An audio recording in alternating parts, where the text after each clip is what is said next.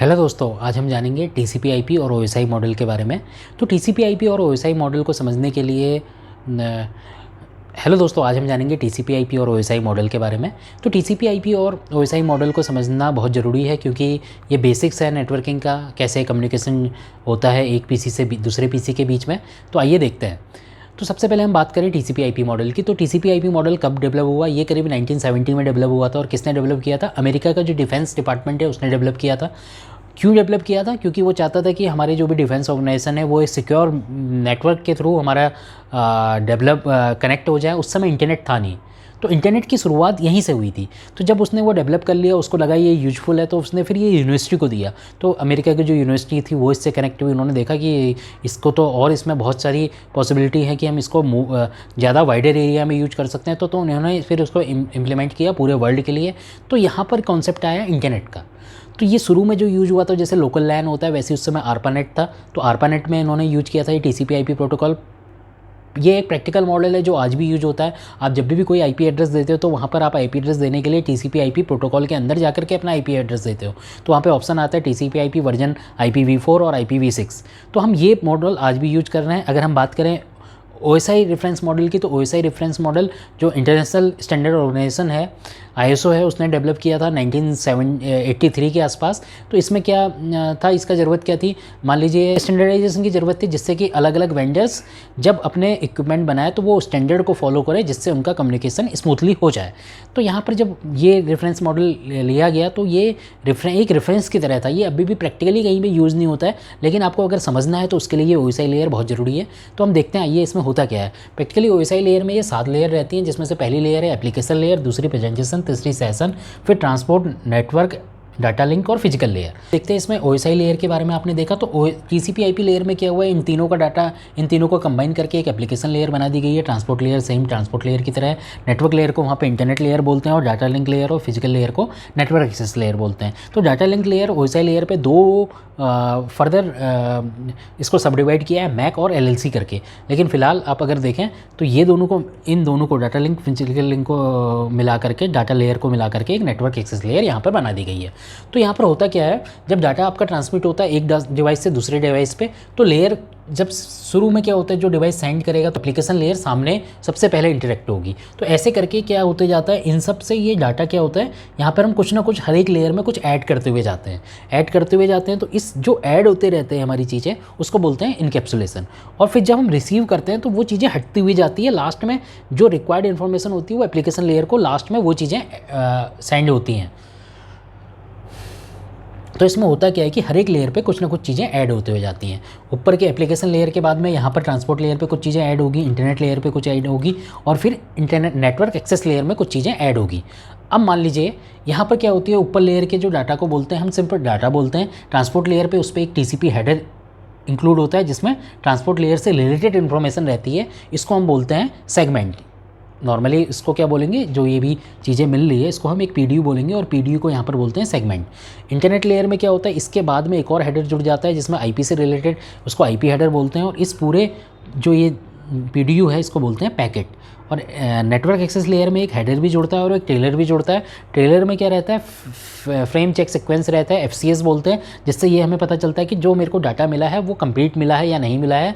तो अगर मान लीजिए कंप्लीट नहीं मिला है तो हम इसको फिर से भेजते हैं जिसने हमें भेजा है, उसके जिसने हमें ये डाटा भेजा है, ताकि वो उसको दोबारा भेज सके। तो यहाँ पर एरर डिटेक्शन भी होता है। तो यहाँ पर क्या होता है, एक ये ट्रेलर इसलिए जुड़ता है और किसी लेयर में ट्रेलर नहीं जुड़ता है, सिर्फ ये नेटवर्क एक्सेस लेयर में या फिर ये वाले लेयर में हमारा एक ट्रेलर जुड़ता है। और यहाँ पर क्या होता है, एक हेडर जुड़ता है जिसमें आपकी हेडर नेटवर्क एक्सेस लेयर से रिलेटेड इन्फॉर्मेशन रहती है। तो ये चीज़ें कैसे होती हैं हमारी, इसके लिए हम प्रैक्टिकल एग्जांपल देखते हैं। तो मान लीजिए एक कोई PC है, PCA, वो PCB को हमारा कुछ चीज़ हमारा ट्रांसफ़र करना चाह रहा है। तो जब PCA PCB को कोई चीज़ ट्रांसफ़र करना चाह रहा है, क्या चीज़ ट्रांसफ़र करना चाह रहा है, मान लीजिए ये PCA इसको एक ईमेल करना चाह रहा है। इसका IP है 10.1.1.1 और इसका IP है 10.1.1.2। इसका मान लीजिए मैक एड्रेस है AAA और इसका मैक एड्रेस है BBBB। और यहाँ पर ये इसको सेंड करना चाह रहा है एक ईमेल के अंदर वो दो चीज़ें रख रहा है। एक ईमेल में अटैच कर रहा है वो वर्ड फाइल, और दूसरा अटैच कर रहा है वो एक MP3 कोई सॉन्ग अटैच कर रहा है। साथ साथ वो इसको एक फेसबुक की रिक्वेस्ट भी भेज रहा है। ठीक है, ये काम इसको करना है। मान लीजिए ये इसको भेजना चाह रहा है, ये सब चीज़ें करना चाह रहा है। अब आप यहाँ पे ये मत लेना कि ये पब्लिक एड्रेस नहीं है, फेसबुक में कैसे पहुँचेगा। आप खाली कंसिडर कीजिए कि फेसबुक का ये सर्वर है, ठीक। अब मान लीजिए कि ये इसको सब चीज़ें ऐसे भेजना चाह रहा है, तो यहाँ पर क्या होगा कि एप्लीकेशन, सबसे पहले बात आएगी एप्लीकेशन लेयर की। एप्लीकेशन लेयर वो लेयर होती है जहाँ पर यूजर जो करता है वो इंटरेक्शन होता है उस मशीन से। तो एप्लीकेशन लेयर का काम है यूजर जो आप ह्यूमन और मशीन के बीच में इंटरेक्शन के लिए एक मीडियम देना। यही ऐसी लेयर होगी जो फ्रंट एंड पे होगी, आपको सामने दिखेगी। मीन्स आप ईमेल करना चाह रहे हैं तो आपको ब्राउज़र में जीमेल खोलनी पड़ेगी, या फिर आप माइक्रोसॉफ्ट आउटलुक अगर यूज कर रहे हैं तो आपको उसमें जा करके वो चीज़ें ऐड करनी होगी।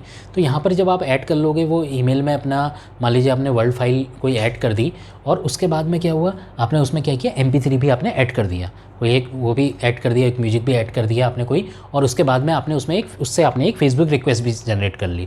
तो आपने अलग अलग टैब में काम किया या अलग अलग एप्लीकेशन में काम किया, तो ये एप्लीकेशन लेयर का काम खत्म हो गया।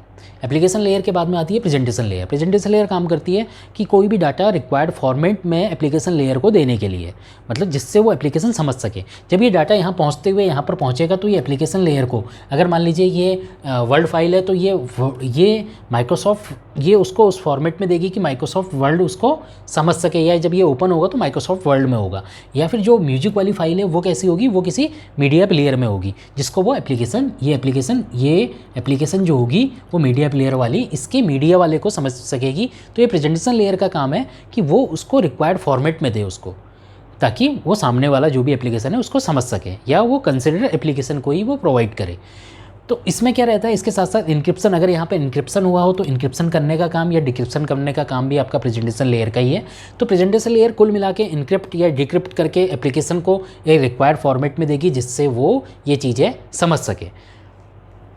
अब दूसरी बात करते हैं सेशन लेयर की। सेशन लेयर क्या करता है, अब आपने मेल भी भेजी है, आपने फेसबुक रिक्वेस्ट भी भेजी है, डिफरेंट सेशन एक लोकल मशीन से बन रहे हैं सामने वाले एप्लीकेशन पे।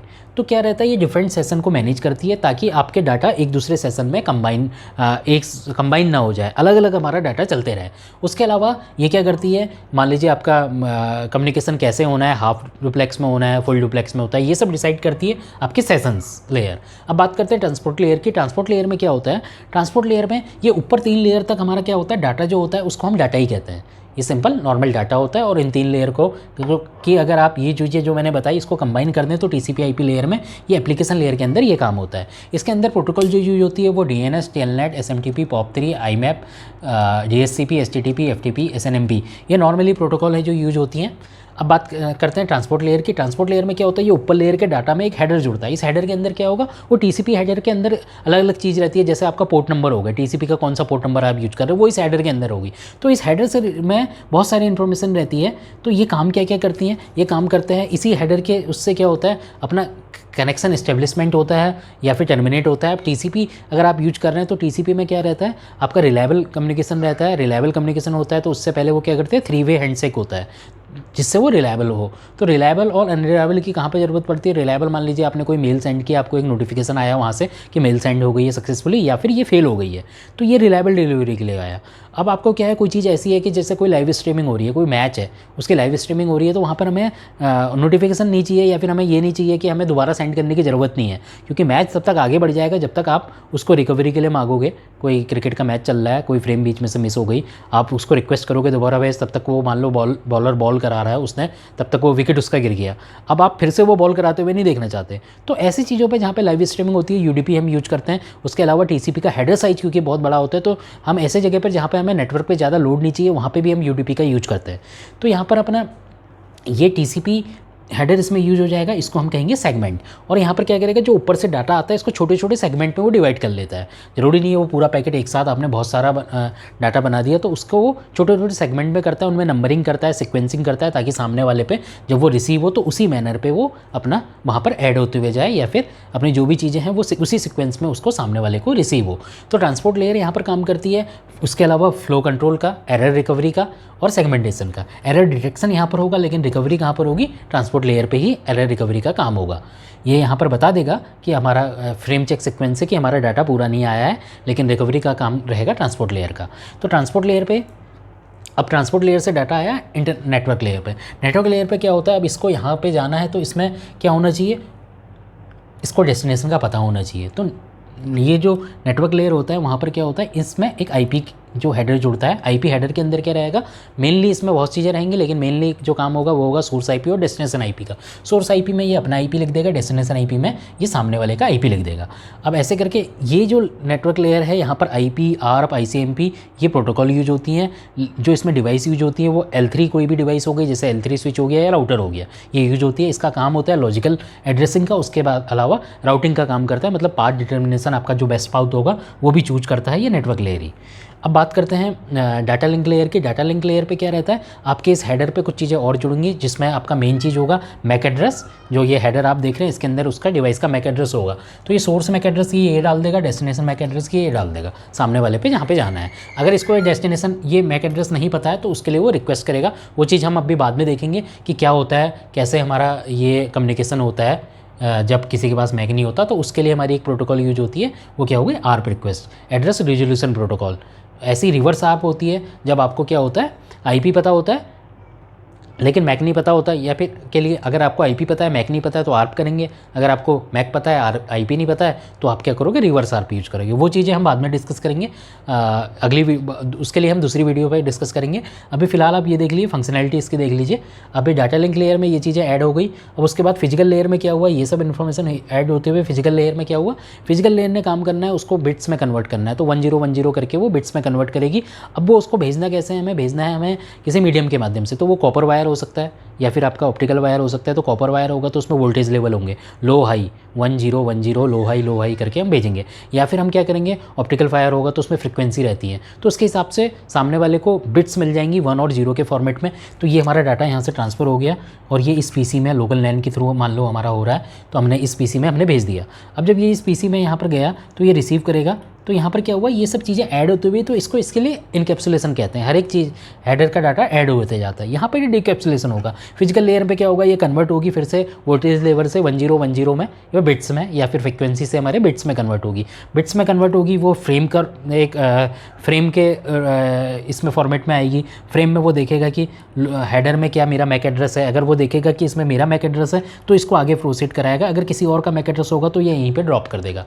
जैसे कोई भी चीज़ होती है शुरू में, अगर कोई ब्रॉडकास्ट है, आरप मैसेज जैसे एक ब्रॉडकास्ट होता है, तो या फिर कोई भी चीज़ है जो ब्रॉडकास्ट होती है तो सभी के पास में जाती है, ज़रूरी नहीं है कि इसको आगे प्रोसेस कराए। तो हर एक फ्रेम एक पूरे ऊपर तक का हमेशा नहीं फॉर्मेट होती। जब उसको ये चीज़ मिल जाती है कि वो मेरी मैक एड्रेस के लिए है या कोई एक ब्रॉडकास्ट मैसेज है, तब वो आगे फॉर्मेट होगी, आगे ये जो फॉरवर्ड होगी, नहीं तो ये यहीं पे ड्रॉप हो जाएगी। इसने देखा हाँ इसके लिए मेरा ही मैक एड्रेस है, उसके बाद में नेटवर्क यहाँ पर इस लेयर पर ये चला जाएगा, यहाँ पर ये IP के अंदर देखेगा सोर्स IP और डेस्टिनेशन IP। डेस्टिनेशन IP अगर इसका ही होगा तो ये आगे प्रोसीड करेगा, नहीं तो ये भी यहीं पर ड्रॉप कर देगा। उसके बाद ट्रांसपोर्ट लेयर पर वो देखेगा कि क्या ये TCP में कौन सा पोर्ट नंबर है, उससे इसको पता चलेगा ये क्या चीज़ें चाह रहा है। सेम वे वो क्या फिर उसको सेशन लेयर को या ऊपर एप्लीकेशन लेयर को देगी। एप्लीकेशन लेयर ये सेशंस, उसके बाद अलग अलग सेशंस जैसे होंगे वैसे ये मेंटेन करेंगे। और उसके बाद में प्रेजेंटेशन लेयर क्या करेगी, उसको रिक्वायर्ड फॉर्मेट में, ये आपकी जो भी ईमेल आई है उसको वो रिक्वायर्ड फॉर्मेट में, मतलब कि आपका वर्ड में या फिर MP3 में उसको प्रेजेंट करेगी एप्लीकेशन लेयर को, और यहाँ पर आपका यूजर्स उसको देख पाएगा। उसके अकॉर्डिंग ये फिर रिस्पॉन्ड करेगा जो भी चीज़ें हैं। तो ऐसे करके ये अपना एक कम्युनिकेशन होता है। तो यहाँ पर आपको इस मॉडल्स में देखने की बात यह है, सबसे पहले जानने की बात यह है, OSI एक रेफरेंस मॉडल है, TCP/IP एक प्रैक्टिकल मॉडल है जो हम यूज करते हैं। अब इसमें हमारे क्या क्या अलग अलग लेयर का क्या काम है आपको ये पता होना चाहिए। आपको ये पता होना चाहिए कौन कौन से प्रोटोकॉल काम करते हैं अलग अलग, उसमें हम क्या उस PDU को बोलते हैं। जैसे यहाँ पे डाटा बोलते हैं, यहाँ पे सेगमेंट, यहाँ पे पैकेट और यहाँ पे फ्रेम, और लास्ट में अपनी बिट्स आ जाती है। कौन कौन सी डिवाइसेज हमारी यूज होती हैं। तो अगर आपको ये चीज़ें समझ में आ गई हैं तो फिर क्या होगा कि इससे आपको एक बेसिक चीज़ें पता चल जाएगी कि हमारा नेटवर्क कैसे चलता है, या फिर हमारा जो भी अलग अलग लेयर के क्या फंक्शनैलिटी हैं। इससे आपको आगे बहुत मदद मिलेगी। अगर आपको इसमें कोई भी डाउट है तो मेरे को कमेंट्स सेक्शन में आप लिख करके आप बता सकते हैं। Thank you for watching this video. मेरे को लगता है कि इस वीडियो से आपको OSI लेयर और TCP/IP लेयर सही से समझ में आ गई होगी। Thank you.